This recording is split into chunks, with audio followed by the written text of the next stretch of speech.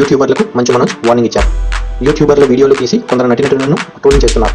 నటీనటుల సంఘం పోలీసులకు ఫిర్యాదు చేసింది. వారి ప్రతినిధులు రఘుబాబు, శివబాలాజీ పోలీసు ఉన్నతాధికారులు ఫిర్యాదు చేశారు. నటీనటుల సంఘం అధ్యక్షుడు మంచు విష్ణు యూట్యూబర్ల వీడియోలు తొలగించాలని లేదా పరిణామాలు ఎదుర్కోవాలని హెచ్చరించారు. వీడియోలను డిలీట్ చేయకుంటే వారిపై చట్టపరమైన చర్యలు తీసుకుంటామని మంచు విష్ణు గారు వెల్లడించారు.